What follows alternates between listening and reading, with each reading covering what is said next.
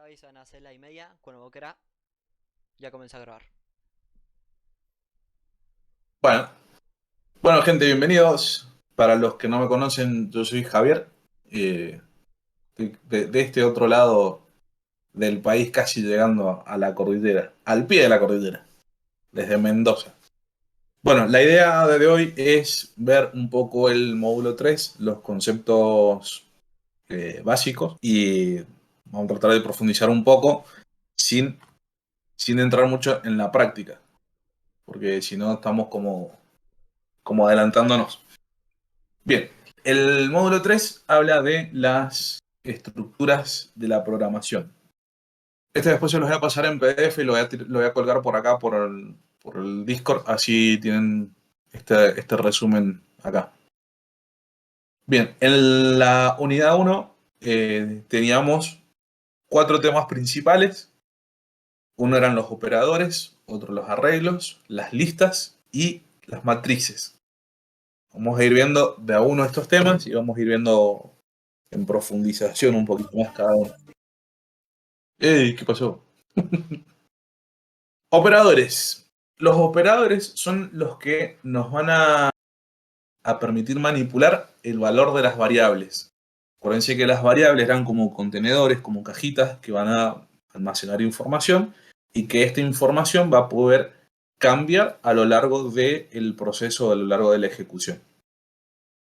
Bien, esto, como decía, nos va a permitir manipular ese valor de las variables y vamos a poder hacer operaciones matemáticas, también operaciones un poco más complejas, e incluso vamos a poder comparar y vamos a poder definir si algo es mayor, si es menor, si son iguales.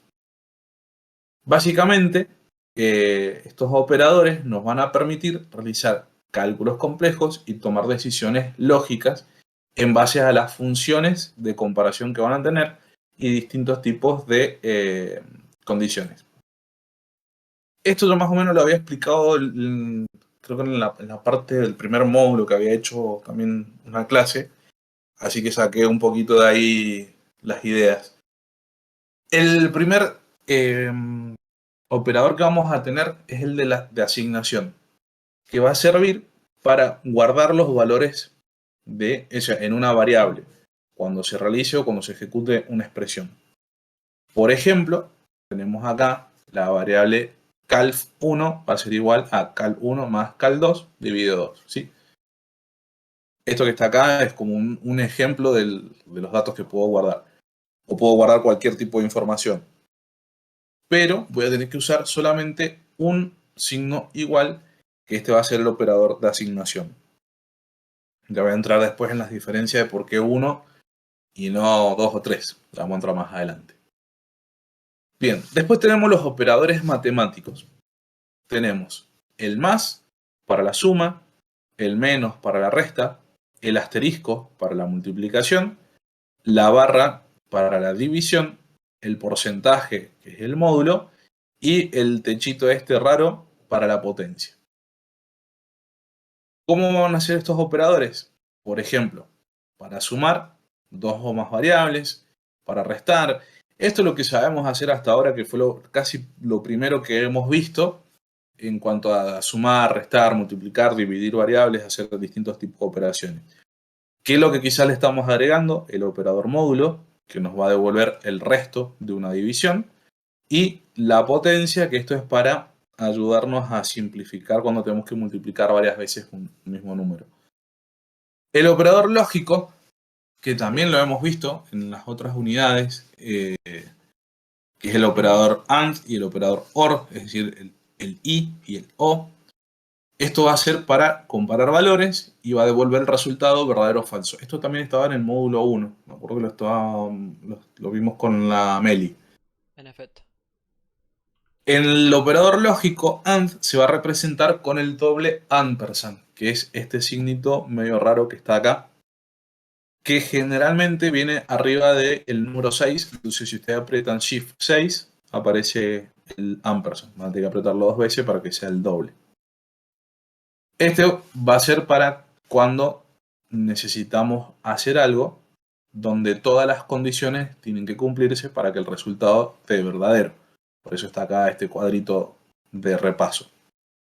Y el operador OR se va a representar con estas barras rectas que están acá. Generalmente saben estar con el botón que está a la izquierda del 1, que lo aprietan con Shift. Y el que es como el grado de, perdón, el circulito chiquitito, a la izquierda del 1. En este caso es cuando necesitamos que al menos una de estas condiciones se cumpla para que el resultado sea verdadero. Esto también lo hemos visto un poco en el módulo 1, por eso no voy a entrar mucho en detalle acá. Un paso de largo, pero está bueno como poder repasarlo. Después tenemos los operadores de relación. Estos se van a usar para comparar los valores y el resultado también va a devolver verdadero o falso. Tenemos el piquito que apunta hacia la derecha, va a ser el mayor. El piquito que apunta hacia la izquierda va a ser el menor o menor que. Y le agregamos los signos iguales, entonces tenemos el mayor o igual o el menor o igual. ¿Cuál va a ser la diferencia de esto? Y depende de cómo estemos planteando nuestra lógica. Por ejemplo, si yo quiero saber si número 1 es mayor que número 2, por ejemplo, vamos a suponer que número 1 es 5 y número 2 es 6, voy a preguntar esto. Si número 1, 5, es mayor que 6, me va a dar como resultado en este caso falso. Ahora, si yo quiero saber si estos números son iguales o si es mayor o igual, voy a utilizar el otro signo con el igual, mayor o igual. Esto también lo hemos estado viendo prácticamente en estos módulos anteriores. ¿A dónde estaría como un poco la diferencia? En el doble igual. Porque ¿qué pasaba? Cuando yo tenía el operador de asignación y utilizaba un igual, eso significa que le voy a estar asignando un valor a una variable. Ahora, si yo quiero saber si dos variables son iguales, voy a tener que utilizar el doble igual, ¿sí? De esta forma hago la comparación de igualdad. ¿Qué es lo que nos suele pasar siempre? Que por ahí estamos haciendo una igualdad, que veremos ver si hay una igualdad, y utilizamos un solo igual, porque se nos chifla la chancha y nos olvidamos de uno, y nos termina dando el código con errores. Justamente por esto, porque al asignarle un igual, si yo acá le pongo uno solo, le voy a decir que el número 1 va a ser igual a número 2. Y ahí, gracias Lucho, se nos chispotea, exactamente. Se nos chispotea un igual y estamos como perdidos. Y en este caso, volvemos otra vez al módulo 1, que tenemos la negación de la igualdad. Traducido, el distinto. Tenemos reemplazo, Javi. La negación de la igualdad va a ser el distinto. Quiero saber si el número 1 es distinto del número 2. Y en base al verdadero o falso, voy a realizar una operación.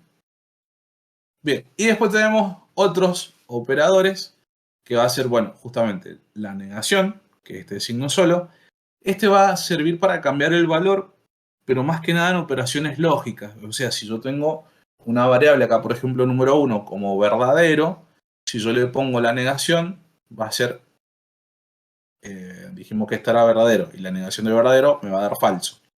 Más que nada para eso, o por ahí si yo quiero preguntar por si no existe alguna función, o si no está dentro del rango, ¿sí? Siempre que dentro de nuestra lógica utilizamos la palabra no en el enunciado, utilizamos la negación.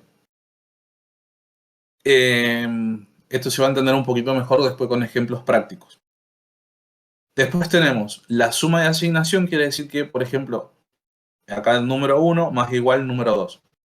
Voy a conservar el valor del número 1 y le voy a sumar lo que tenga en valor del número 2.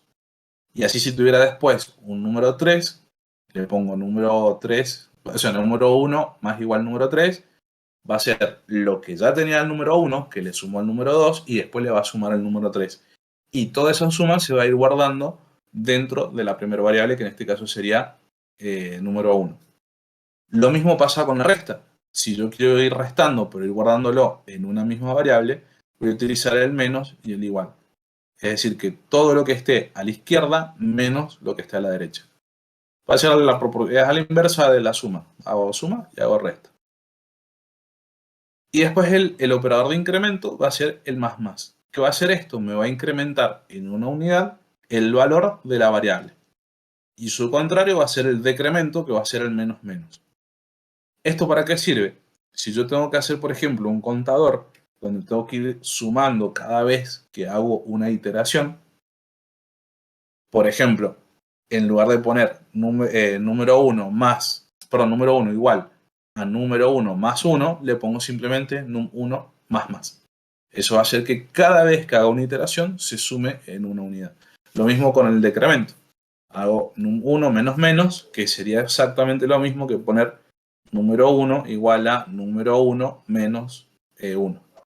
Un ejemplo de que, Juan, de suma y asignación de este que está acá. Bien, yo tengo, por ejemplo, como dijimos, la variable num1 va a ser igual a, no sé, 5 o 6. Y después la variable número 2 va a ser igual a 3. Y la variable número 3 va a ser igual a, no sé, vamos a poner 4. Vamos a suponer que, y adelantándome un poquito más, vamos a suponer que hacemos un for. ¿Sí? Entonces, si yo quiero ir sumando cada uno de estos elementos, no, me parece que los voy a enredar más. Vamos a hacerlo por parte.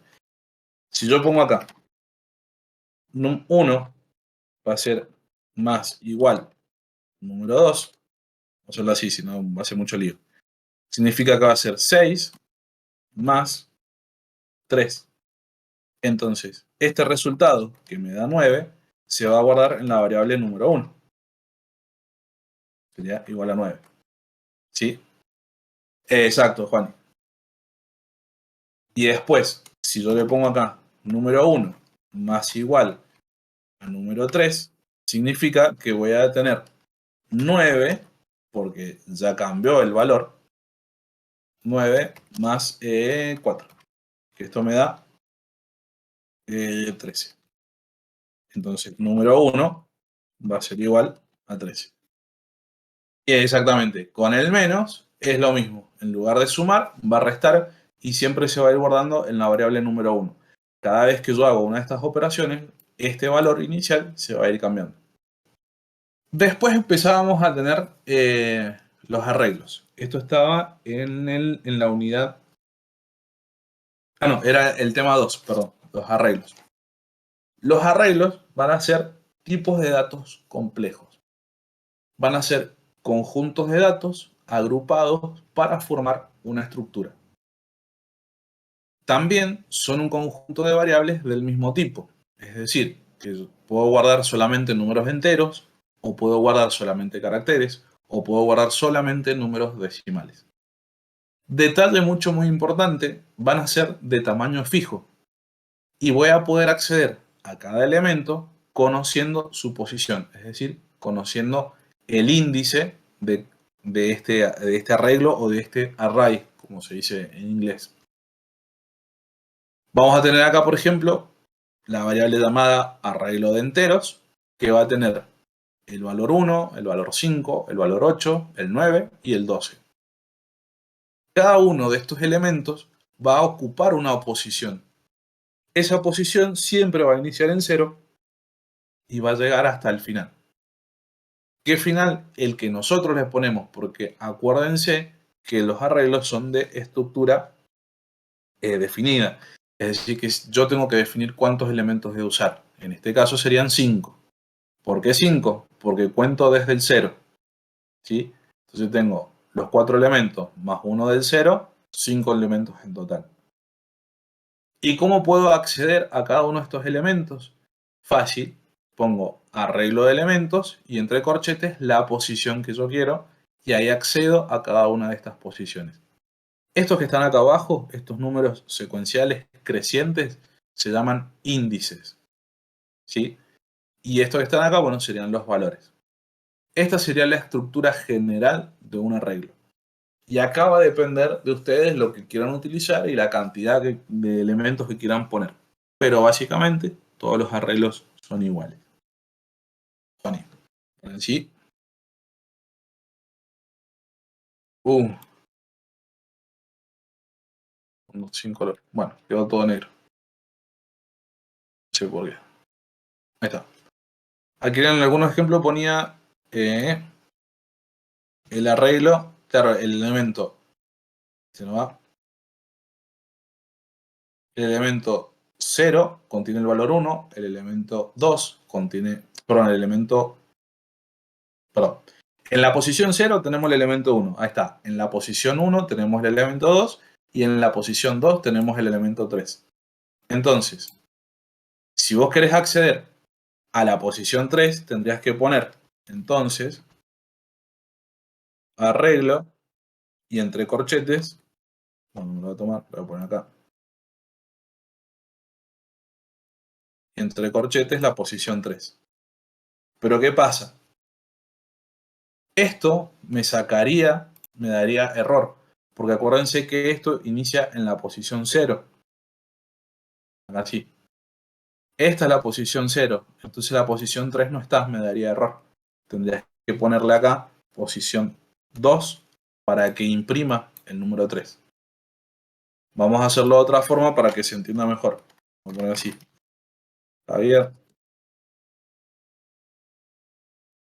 Juani, sonaste, te tomo ejemplo. Nico. Entonces, este que estamos imprimiendo acá, vamos a suponer que queremos acceder a este elemento, pues ya, arreglo 2, significa que vamos a estar accediendo a la posición Nico, ¿sí? Al elemento Nico. ¿Se entiende? Claro, en este caso, al poner nombres, esto sería como string, hay que definirlo como string. Recién que teníamos números, hay que definirlo como entero. En C++, sí, sobre todo en C++ hay que ir declarando de qué tipo de elementos voy a utilizar. Si es un string, si es un entero, si es un decimal, un float.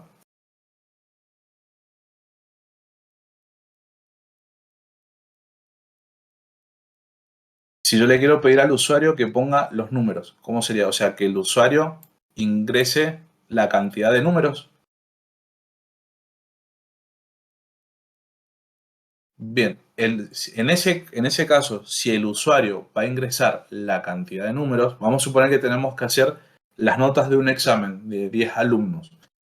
Voy a tener que definir primero el tamaño del... Vamos a tener que poner así. Array notas. Definir que esto tiene... Se me borró el corchete, no sé. Bueno, así, control C. Que esto tiene 10 elementos. Solamente que acá hay que tener cuidado. Y después decirle cuáles van a ser esas notas.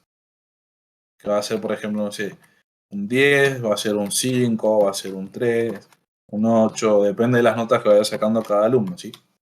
Etcétera. Ahí está. Entonces, en este caso el usuario va a tener que decir cuántas notas van a ser las que se van a cargar en total y después ir cargando cada una de esas notas hasta que llegue el total de 10 elementos. Recordando que este es el elemento 0, la posición 0, esta es la posición 1 y así sucesivamente hasta llegar a la posición 9. Porque 9 más el 0 nos da 10. ¿Se entiende acá? String. Ahí está. Y acá le vamos a poner la posición. Sería más o menos así. Para que tenga que definir acá el usuario, la cantidad y acá los elementos. Entonces, esa es la estructura del array.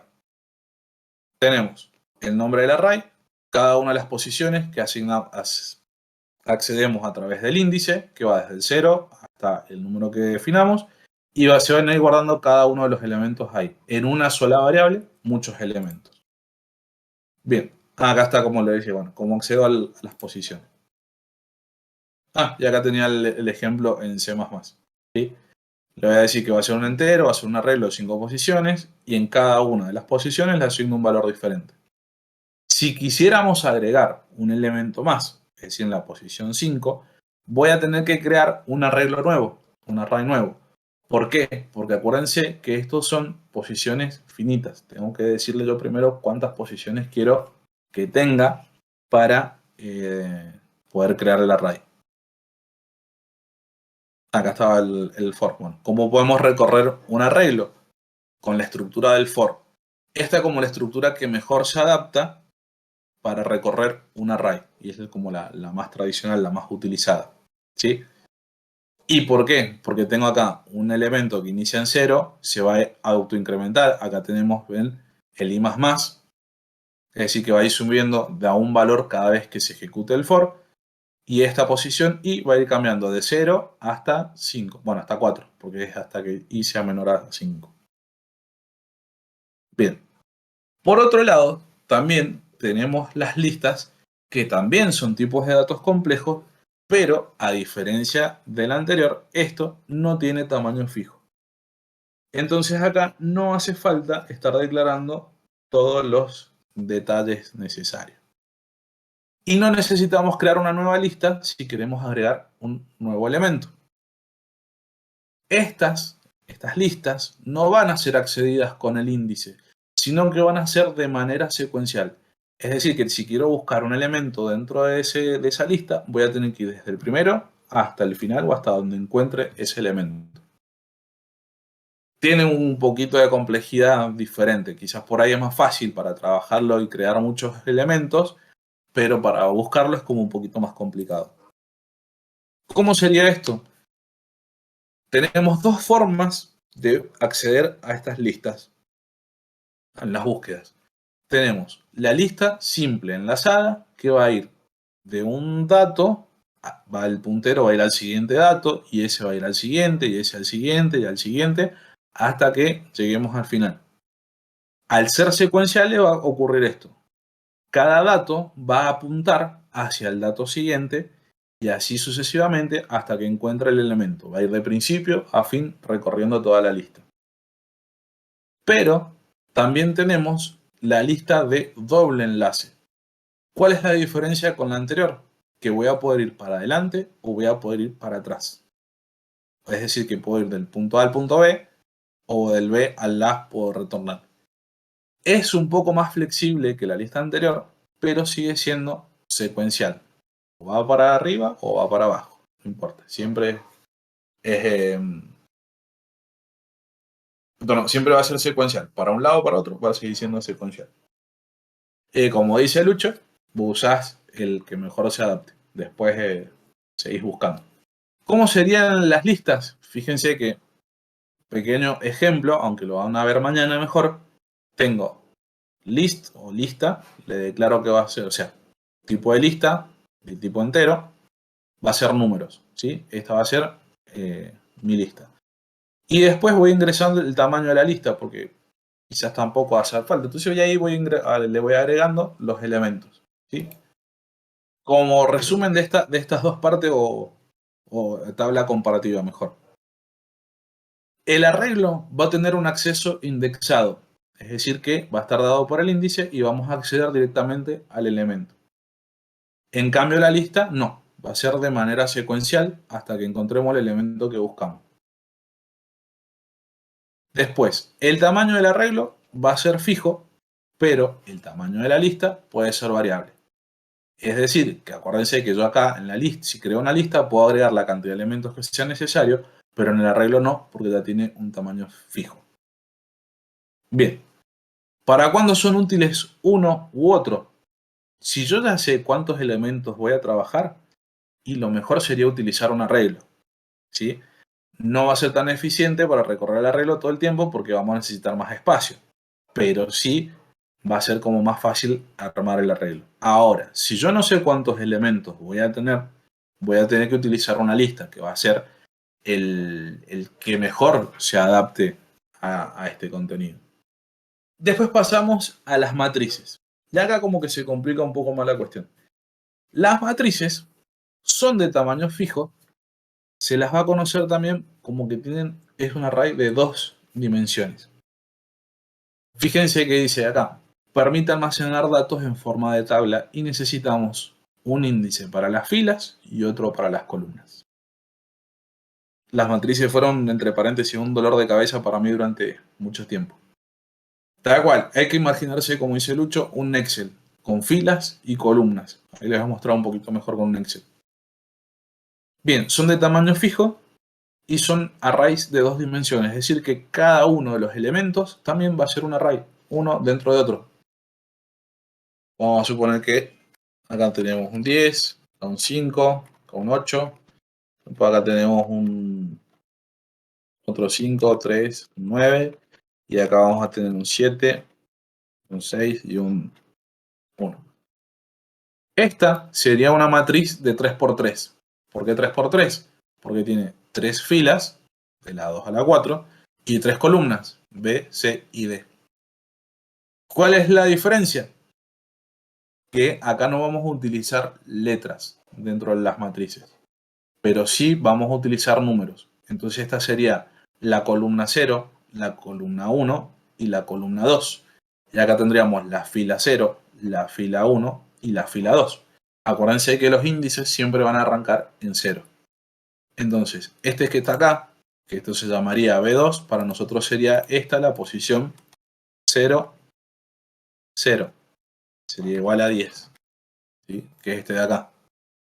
La posición, por ejemplo, 1, 3 sería 1 acá. 3 no existe. 2. Ahí está. Bueno, chicos, disculpen una pregunta. Sí, Tengo entendido que las matrices empiezan con las columnas y después con las filas, algo así. Nunca entendí eso bien. O sea, a la hora de interpretarlo en un programa, vos tenías que primero llenar las partes de la fila y después de las columnas, o viceversa, no me queda claro. primero la fila y después la columna. La fila sería de derecha a izquierda, ¿no? La fila sería esta una, esta otra y esta otra. Las filas son las que van hacia abajo. Y Ah, las perfecto. columnas son las que van en vertical hacia la derecha. Ah, la fila, columna. Ah, perfecto, era eso nomás, chicos. Gracias. A la que tenías recién ahí en su Excel. Ah, el Excel. ¿Esta? Sí, Javi, mire, usted puso 0,0 y después puso abajo 1,2. ¿Siempre Sí. el 1 es de la columna o de la fila? El 1 es de la fila. Ah, siempre va primero la fila y después la columna, ¿no? Exacto. Listo, esa era Esto mi duda. sería. Bien.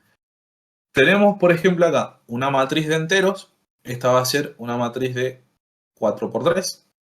Perdón, de 3×4. 3 filas por 4 columnas. Tenemos la matriz de reales. Que fíjense que va a tener los números decimales, los números con punto. ¿Sí? Esto también va a ser de 3×4. Y una matriz de caracteres, una montaña de caracteres. O sea que las matrices pueden ser de lo que a ustedes se les ocurra, pero siempre los elementos dentro de cada matriz tienen que ser del mismo tipo. Si estoy trabajando con enteros, todos tienen que ser enteros. Si voy a trabajar con reales, todos tienen que ser con reales. Y si voy a trabajar con caracteres, todos tienen que ser caracteres. Pero si ustedes se fijan más para el ojo entrenado, acá tengo un 3 y acá tengo un 0. ¿Cuál es la diferencia de esto? Que están entre comillas simples. Por lo tanto, si bien son números, al estar entre comillas, pasan a ser caracteres, pasan a ser string, pasan a ser datos. Entonces ahí sí, de esta forma, puedo alternar letras con números, porque en realidad lo que estoy haciendo acá es letra. Estos números los estoy pasando a letra, a texto. ¿Se entiende? Después veníamos a otra parte media como difícil de entender, media abstracta, pero es más fácil de lo que ustedes piensan, que son los algoritmos de ordenamiento. Estos estaban en la unidad 2. Bien, la diferencia entre array y arreglo es que es lo mismo. Uno está en inglés y el otro en español, pero es lo mismo. ¿Sí? Bien, entonces, los algoritmos de ordenamiento organizan los elementos del array o del arreglo bajo un criterio de ordenamiento. Tenemos dos tipos, básicamente. Tenemos los internos, que va a afectar solo a la memoria RAM, ¿sí? Y los externos, que va a afectar a la memoria y al disco. El disco rígido. Vamos acá. Pero en base a esto, tenemos un detalle. Que los internos van a ser quizás como un poco más rápido de ejecutarse que los externos. Los externos es como para cosas más zarpadas como Big Data y cosas así. Es como para datos más complejos porque va a ocupar mucho más recursos. Bien, otra forma de clasificar los algoritmos es mediante su complejidad. ¿Sí? Y acá significa la O, que va a ser la complejidad, y la N va a ser la cantidad de elementos que va a tener. ¿Sí? Entonces, por ejemplo, esta es la complejidad más simple, la primera que tenemos. Es una complejidad de, no sé, por ejemplo, un número 5, de 5 elementos, nada más. Esta va a ser una complejidad de 2 veces el valor de n, el valor del número ingresado. Si acá teníamos 5, acá va a ser 2 por 5, 10. O sea que esta va a ser una complejidad de 10 y esta de 5, es como el doble. Y después tenemos la complejidad de 2, o sea, de n a la 2. La complejidad está de n a la 2, es decir, al cuadrado. ¿Qué quiere decir esto? Que va a ser 5 veces, o sea, 2 veces 5, o sea, 5 por 5 me va a dar 25. Esta es una de 5, esta es una de 10 y esta es una de 25. Lo pongo así con n porque es como está en los apuntes y donde n va a ser la cantidad de números que ustedes puedan colocar, o sea, no es como algo fijo. Le pongo el 5 como un número aleatorio, como para que se entienda un poquito mejor. Esto va a ser una complejidad de 5, esta de 2 por 5, es decir, de 10, y esta es de 5 al cuadrado, es decir, 5 por 5, dar 25. Dependiendo de la cantidad de datos que tengamos y del proceso, es el tipo de complejidad, de la más sencilla a la más compleja. Después tenemos 4 tipos de ordenamientos, de algoritmos de ordenamiento. Tenemos el de burbuja, el árbol, el de inserción y el de selección. Y acá también vamos a ver los distintos tipos de complejidades que tiene cada uno de estos elementos. Vamos acá. Entra por este lado. El de burbuja va a ir tomando los elementos de a pares, va a ir comparando cuál es el elemento mayor y el menor lo va a colocar a la izquierda. Y esto va a ser varias iteraciones. Por ejemplo, acá tenemos el vector original, tenemos 45, 17, 23, 67 y 25. Va a comparar el 45 con el 17. Como 17 es menor, va a pasar a estar a la izquierda. Entonces sigue con el 45, que era la segunda posición. Y va a compararlo con el 23. 45 al ser menor, perdón, al ser mayor, el 23 pasa a la izquierda. ¿Sí? Después con el 67 no pasa nada, porque 45 es menor, entonces 45 va a tener que ir a la izquierda. Por eso acá dice no hay cambio. El elemento siguiente va a ser, el par siguiente va a ser el 67 con respecto al 21. Como el 21 es menor, se va a colocar a la izquierda. Esta en la primera vuelta nos va a quedar 17, 23, 45, 21, 67. Como todavía no está ordenado correctamente, va a volver a hacer una segunda iteración y va a volver a ordenarlo. Básicamente quédense con esto, con que va a ir tomando los elementos de a pares y el menor lo va a colocar a la izquierda. Y esto va a generar muchos procesos. Dependiendo de la cantidad que tengamos de elementos, es la cantidad de iteraciones, de veces que se va a repetir. Se va a construir de forma ordenada de tipo árbol. Fíjense que acá la complejidad va a ser de n por el logaritmo, es decir, que es un poquito más complejo, aunque va a ser más bajo que el otro, o sea, es como un intermedio. Va a utilizar los nodos. Cada nodo hijo va a ir a la izquierda del padre siempre y cuando sea menor, pero si es mayor va a ir a la derecha. Y va a ir recorriendo el arreglo y va a ir verificando si es mayor o menor y lo va a ir cambiando. ¿Sí?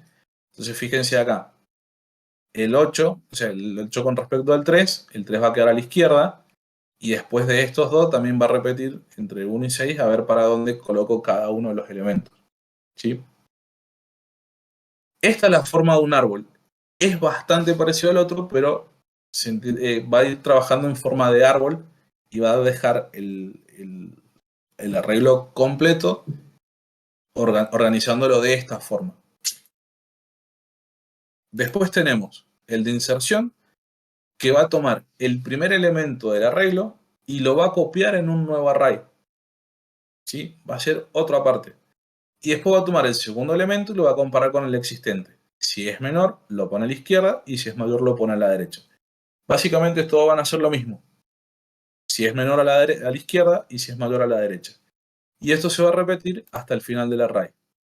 Y acá con un ejemplo, con un GIF, fíjense, toma el 6, después el 5. El 5 lo va a comparar y lo va a mover al primer lugar. Sigue con el elemento del 3, va a ir comparando y lo va a llevar hasta el inicio porque es más chiquito que el 5, entonces va a ir siempre a la izquierda. 1 es menor que 6, entonces pasa a la izquierda, es menor que 5, pasa a la izquierda, es menor que 3, pasa a la izquierda. Y así sucesivamente con todos los elementos. ¿Qué va a pasar acá? En selección va a buscar el menor valor del arreglo y lo va a intercambiar por el elemento que se encuentra en la primera posición. Y así sucesivamente con todos los elementos. Y bien, si bien es parecido al de la burbuja, ¿cuál va a ser la diferencia?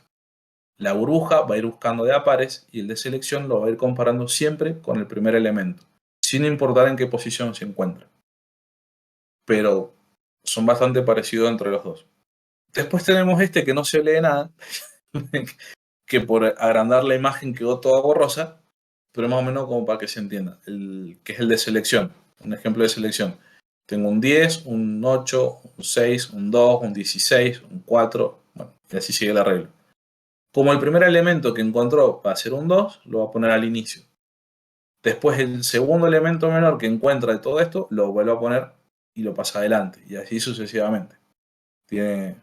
Y con eso terminábamos el módulo 3, donde hablábamos de todas estas cosas aburridas.